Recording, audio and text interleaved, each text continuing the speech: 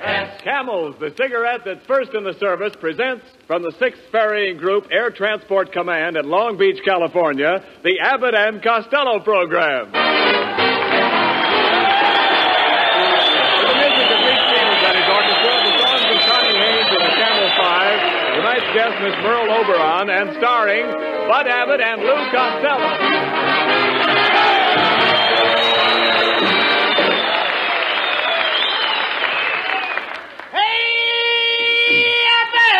Oh, come on. What's the matter with you, Costello? Hey, Abbott, What? I want to ask you a very personal question. What is it? Do you think I'm fat? Well, I'd say you were on the plump side. Why do you ask? Well, I was over by one of those big hangars. I was standing next to a blimp.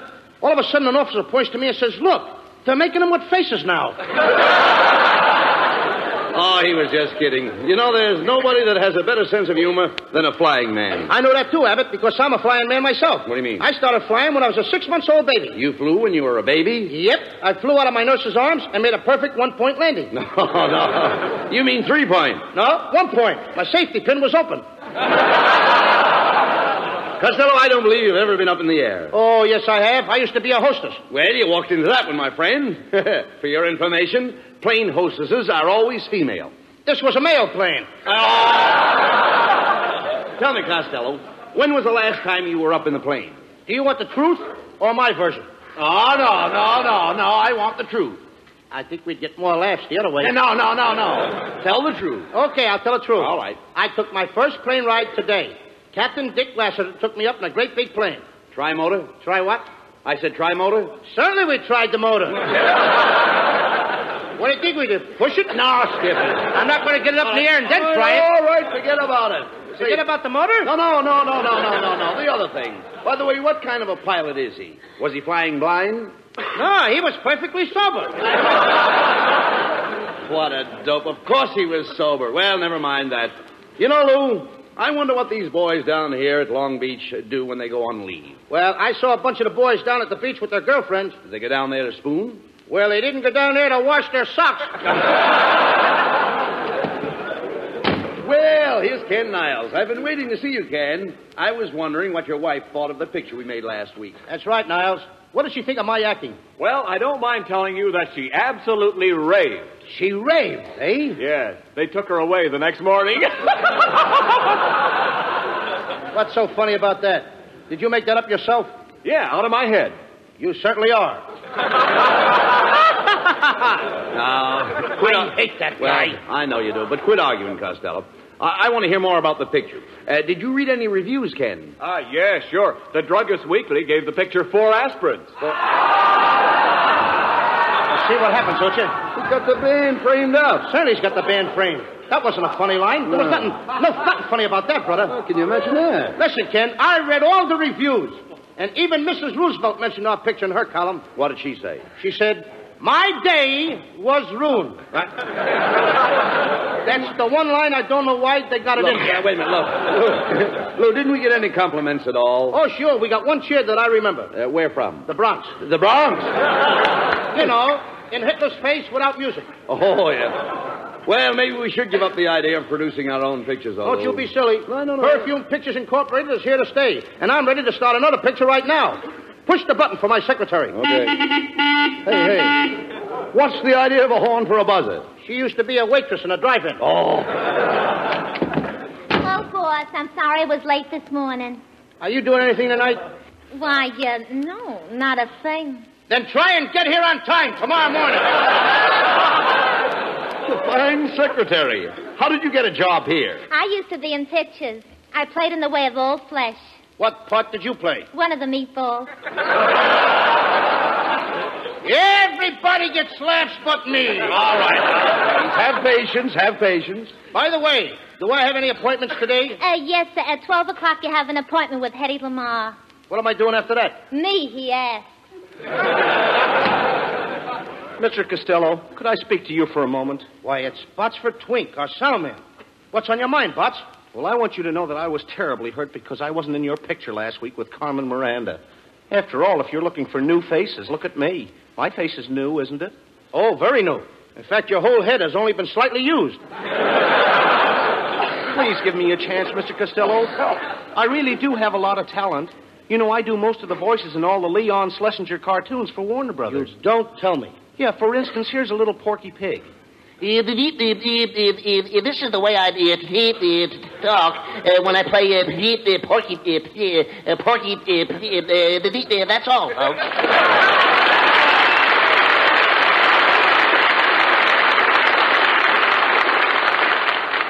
I'll play Porky for you for $1,000. What are you talking about? Warner Brothers don't pay you that. I know, but pork has gone up. What else do you do, Botsford? Oh, did you ever hear Bugs Bunny? I have a carrot here, so I'll give you a little sample. What's up, Doc? What do you say, Tubby? What's cooking, huh? Of course, if you use Bugs Bunny, you'll have to use my wife, Mrs. Bunny. But we can't use two rabbits in our picture. Well, we couldn't separate them. That would be splitting hairs. Well, if you can't use the rabbit, maybe I could furnish some of the musical background. I can imitate an electric organ. Listen.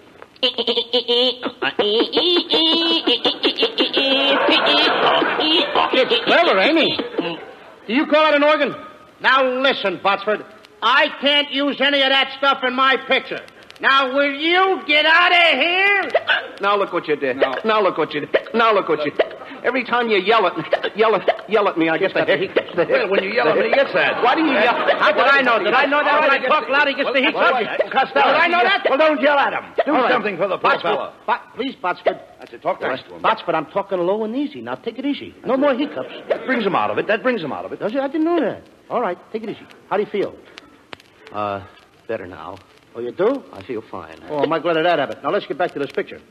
But, Mr. Costello, are you sure you can't use the organ? Botsford, how many times do I have to tell you that I don't... Please. I got it him again, didn't I? You see what I told you? I know what I'm doing. Get him out of here!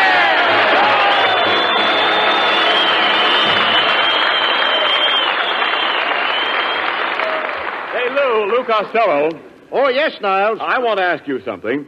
Do you know anything about winter sports? Are you kidding? I'm one of the best ski jumpers in the country. Really? Sure. Last winter at Lake Placid, I made my biggest jump. Yeah? I climbed up to the top of the slide. Thousands of people were looking up at me. Yeah? And when I leaped into the air, I went down at 60 miles an hour, and I made a sensational jump up 200 feet. 200 feet? Yep. And I could have even gone further if there was snow. Oh, Lou. much better tonight. Thank you. Lou, I know another good skier, and his name is Dick Durrance, and he's one of the finest skiers in the world. In fact, he's so good that the government asked him to give instructions to ski troopers in lightning-fast mountain warfare. Dick knows his smoking, too. He said, quote, I've smoked Camels for years. They have the full, rich flavor that I want in a cigarette. No matter how often I smoke, Camels never tire my taste, never get my throat. unquote. Yes, and with men in all the services, Camel is the favorite, too, according to actual sales records in the stores where they buy cigarettes. Try Camels yourself for steady pleasure. You'll like the way they hold up, wear well, pack after pack, no matter how many you smoke. The reason is extra flavor, and you know Camels always have more flavor. Better yet, Camels combine flavor with extra mildness, the extra mildness that goes with slow burning and cool smoking. One reason for that is costlier tobaccos, blended as only Camels know how to blend. Now remember, you're the one who's doing your smoking. Your throat and your taste will tell you. C-A-M-E-L-S. Camels, get a pack tonight. Send a carton to that fellow in the service.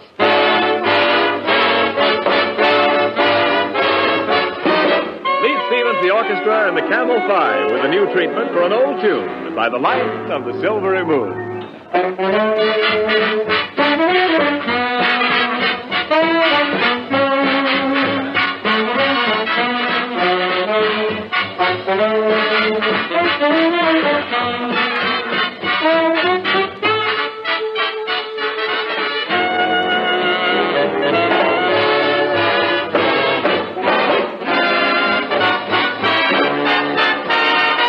By the light of the silvery moon, I want to spoon.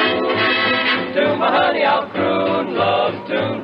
Honeymoon, keep a shining in June. Your silvery beams will bring love's dreams. We'll be cuddling soon by the silvery moon.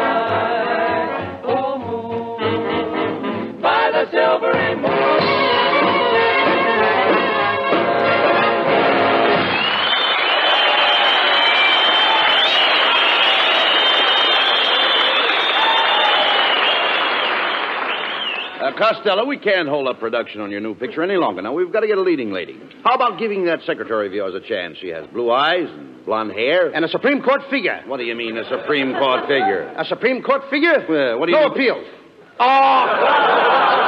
Besides, I phoned Merle Oberon about playing a leading part. You did? Yes. I picked up the receiver and I said, Merle, darling. Merle, sweetheart. Merle, my love. And then? Then I dialed her number. Merle Oberon. Merle Oberon would be swell in our picture. You know, and I sent for a new fashion designer. What is this that just popped in here? What happened? Well, now, wait a minute. I sent for a new fashion designer. Is that it? Now he's in. Come in. Good evening, gentlemen. I'm your new fashion designer. Pierre, you Pierre. To my friends, I'm P.U. You said it, brother. Hey, get a load of that guy's hair. He's a male Veronica Lake. Pierre, this is Lou Costello. Oh, how do you do, Mr. Costello? Thank you, sir. You are just the man I'm looking at. I've not seen you in a long distance. Get the way his hair hangs over his face. Pardon me, Pierre. Was your mother ever scared by a sheepdog? Oh, come on. Leave the man alone. We've got to get him to design Miss Oberon's clothes. Now, no more remarks about his hair. Looks like a palm tree in a high wind, doesn't it? Well, Mr. Costello, I admit that my hair is a standing joke. Well, it needs a new switch. I don't know what's wrong there. Keep quiet. We must have Miss Oberon's wardrobe designed before she gets here. Pierre, would you mind telling us some of your ideas on women's clothes? Oh, not at all. The main thing is color harmony. Color harmony? What's that? Well, it's very simple, Mr. Costello. For instance, if you were carrying a pink bag, you would not wear a green dress, would you? Oh, gracious, no. I wouldn't dare. Why, I'd be the laughing stock of my sewing circle. All right, come on, never mind. What kind of line is that to get me a big man? Forget it. Skip those things. Come here, Pierre. Now, with a shortage of materials, how about something plain for Miss Oberon to wear? We'll call it a defense dress. How about that? How about making it out of barbed wire? That isn't defense. It ain't exactly an invitation. Go ahead, Pierre. Suggest a dress for Merle Oberon. Something that she can wear in our picture. Well, being a brunette, I would suggest that I make Miss Oberon a gown of apple green with a peach skirt, lemon trimmings, plum ruffles, an orange belt, and a tangerine scarf. Huh? That ain't a dress. That's a fruit salad. Nevertheless, that sounds fine. Now, what about Merle's hat?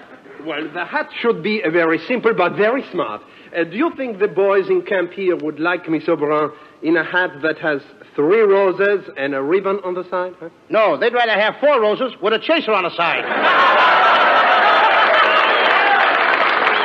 Now, get out of here and I'll design the clothes myself. Oh, Costello, you can't design clothes. Is that so? I just invented a ladies' leg paint that takes the place of stockings. It even covers the knees. It disguises the knees? You said it. You can hardly recognize the old joints.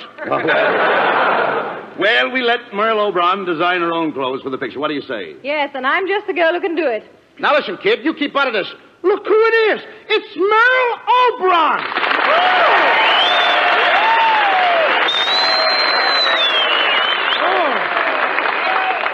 Merle, I'm overjoyed. I'm overcome. I'm overwhelmed. I'm over here. Merle, I've always been in love with you. You're so beautiful. Can I give you a kiss? Well, all right, but just one.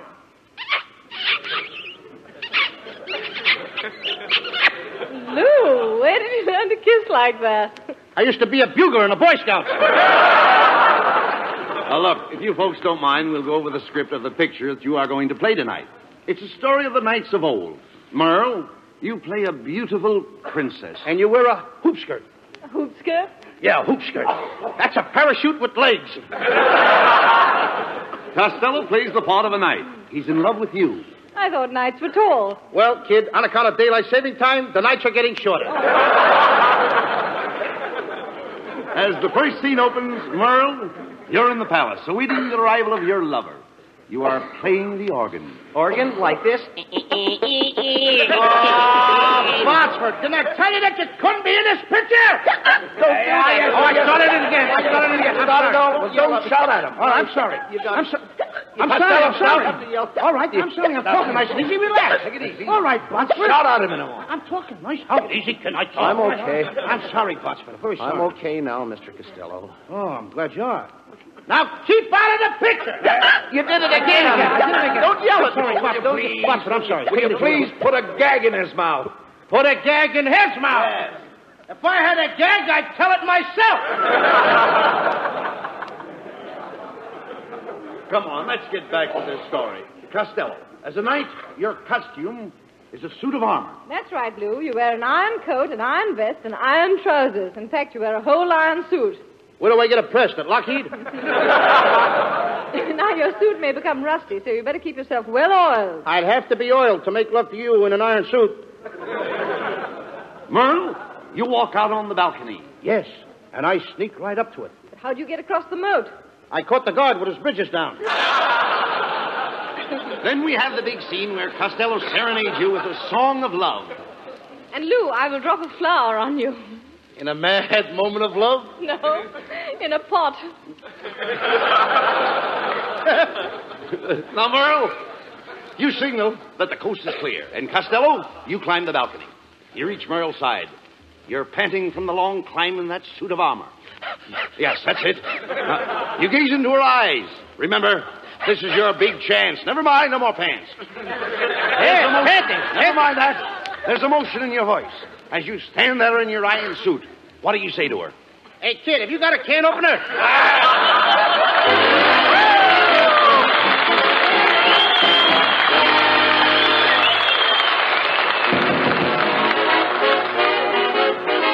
Here's Connie Haynes with a Camel 5 with a new Roomba from the pen of Cole Porter. Hasta luego. In a small cantina on an island far, Senorita Lena sang a song to a hot guitar. All the ding-dong dandies used to gather about when the lovely Lena, Lady Vina, would give in and give out. Hasta luego. Too bad we must part. Hasta luego. And that mucha good luck, sweetheart. Once they'd married Lena and her rich old guy moved to Pasadena, where the best people go to die. But when she'd collected all his copper preferred, back to her cantina, lovely Lena went flying as she purred. Hasta luego. Too bad we must part.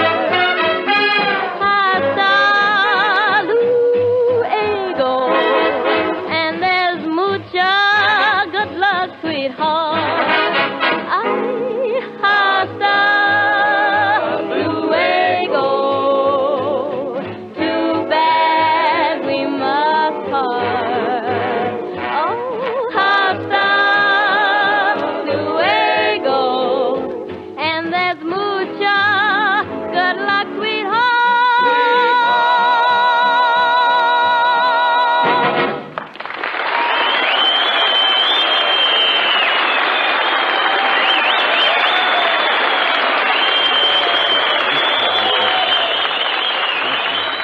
And now, ladies and gentlemen, Perfume Pictures Incorporated presents the great costume drama entitled The Brave Knight Cut Off the Dragon's Tail, or The Dragon Isn't Waggin' Anymore. The beautiful Princess Guinevere is played by Merle Oberon. Lou Costello is the brave knight Sir Porterhouse, and Bud Abbott is his good friend Sir Loin. I play the part of the king. As the scene opens, the princess and I await the arrival of two brave knights in our kingdom. Curtain. Greetings, brave knights. Kindly approach the throne. Greetings, Your Majesty. I am Sir Loin, Knight of the Bath from Saxony. And I am Sir Porterhouse, Knight of the Bath, from Constantinople. What kind of words did I give you? Constantinople? Yeah, Turkish bath. Greetings, brave knights. I am the Princess Guinevere. And who are those beautiful dames with you? They are my ladies in waiting. Well, what are we waiting for? Quiet, Costello. Oh, Sir Porterhouse, you must save our kingdom. The people are angry. They're clamoring outside the gates of the palace. Just listen to them clamor. Clamor, clamor, clamor. Clamor. Did you hear that? The people are revolting. They certainly are. No. No, the people are starving. They have not eaten in 5 days. Oh, they should try and force themselves. They gotta eat. But, my dear princess, have we no food? Alas, no. The dragon has destroyed our crops. You mean all our corn is gone? Yes, there's only enough left for this program. What's so funny about that? What a fresh princess. Listen to the people shouting. They have been shouting for 5 days, but I dare not speak to them. I will speak to the people, Your Majesty. Open the door. I'll make a speech. People of Saxony! That got him. Now, my dear princess, just what do you desire us to do? My dear knight, for several years now, my father has been bothered by a terrible dragon. Why doesn't he pick up his feet? You don't understand. You don't understand. Nobody understood that. Today, the dragon is coming to carry off the Princess Guinevere. You must save me from this mean monster, Sir Porterhouse. He's a very mean beast. Okay, kid. He has 2 heads, one at each end. How does he sit down? He can't. That's what makes him so mean. Well, don't be mean. Don't worry, princess. All right, I'm allowed one mistake, ain't I? I am not afraid of nothing. One time I climbed up a tree and I bagged a ferocious tiger. You went up a tree after a tiger? No! He came up after me! But you said you bagged him. I did bag him. I begged him to go away, but he wouldn't. And what happened? Well, I snapped at the tiger snapped at me, and suddenly something whizzed past me. What was it? Pomona. Pomona. Talk sense, will you? Then my uncle came to my rescue, and I finally brought that tiger home stuffed. What was he stuffed with? My uncle. Oh, Your Majesty, the dragon is almost upon us. He's coming to get the princess. Quick, princess. Button up my iron suit. Wait a minute. Just a minute. I thought you were a princess. I work the swing shift on the side. Costello, look at that thing belching smoke and fire. Is that the dragon? It ain't a smudge pot. I'm getting out of here. It's too late. He's got us trapped. Here he comes. Now do what he does. Do exactly what he does. Right. He's staring at you. Stare back at him. I can't. Cockeyed. I can't do it. Quiet. He's roaring at you. Roar back at him. That'll scare him. Wait a minute. Now he's wagging his tail. That lets me out. Look out! Look out, he's going to charge! He's going to charge? How much? Oh. Quick, grab him. I've a gun. There's a fancy line. Grab him by the gullet. Grab him by the gullet. By the what? The gullet. The dragon's neck. Let him neck. What do I care about their love life? Give me my sword. Give me my sword, somebody. I'll cut his nose off. But how will he smell? That is something that should only interest another dragon. Look out, he's coming at you. Be careful, Costello. Your back is turned to him. He's coming up behind you. I know it. He got me. Where did he get you? Well, if I was wearing a license plate, he would have got off the last 3 numbers. Hey, he ruined my suit. My good iron suit he ruined. You nasty dragon. Get out of here! Oh, don't do that. Don't yell at me. What is with this How can I do the... How can I do the... Botsford, wait. Now, stop. Stop. What can I do to keep you quiet, Botsford? Will you cut it out? I'm sorry. And it's your own fault for hollering at him. There's only one thing that'll cure my hiccups. If you let me kiss Miss Oberon. Oh, very well. I'll kiss you. If only you'll stop those awful hiccups. Go ahead, Botsford. Kiss her. Okay. How do you feel now, Botsford? Oh, I feel fine. But, what? That's all, folks.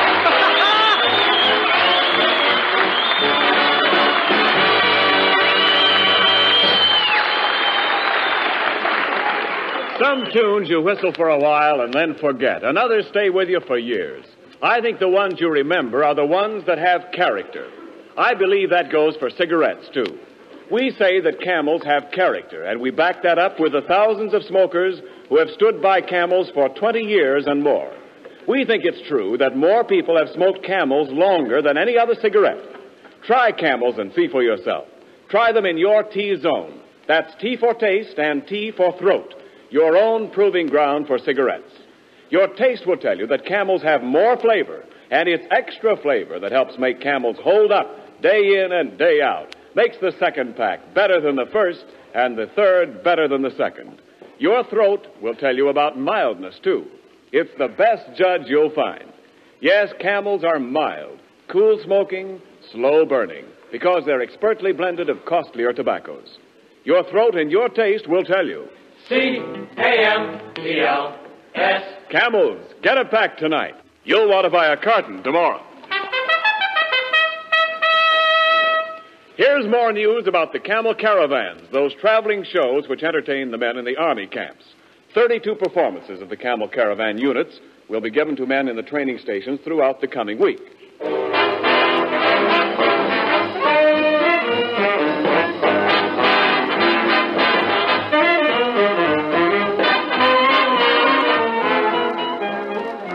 And now here are Bud Abbott and Lou Costello with a final word. Thanks, Ken. Ladies and gentlemen, it's really been a thrill for Bud and me to do this program from the Ferry and Command Air Base here at Long Beach. And an added thrill to be here with Merle Oberon. Thank you, Lou. I had a wonderful time, and it's been lots of fun. That's right, Merle.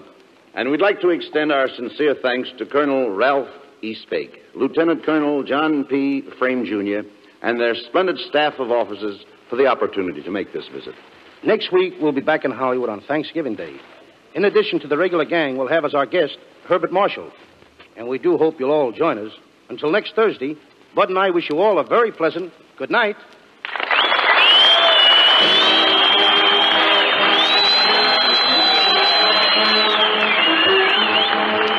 Camels present 4 great shows each week. Tomorrow night, the Camel Caravan with Lanny Ross, Xavier Cugat, Herb Schreiner, Lou Lair, and their guest star, Bob Hope. Saturday night, Thanks to the Yanks with Bob Hawke. Monday night, Blondie. And next Thursday at the same time, Abbott and Costello with their guest, Herbert Marshall. Our broadcast this evening was from the 6th Ferrying Group, Air Transport Command at Long Beach, and does not constitute an endorsement of our product by the War Department, as they do not endorse any product. The Army has also requested us to make this announcement to all men of 18 and 19. There is a serious need for young men, so serious that the Army is willing to let men of 18 and 19 choose whatever branch of service they desire. Go to your nearest Army recruiting office or induction station tomorrow. Learn about the jobs the Army has open in 13 different branches, all explained by men who know these jobs inside and out. Listen to the Camel Caravan tomorrow night with Lanny Ross, Xavier Cugat, Herb Schreiner, Lou Lair, and their guest star, Bob Hope. And now this is Ken Niles wishing you all good night.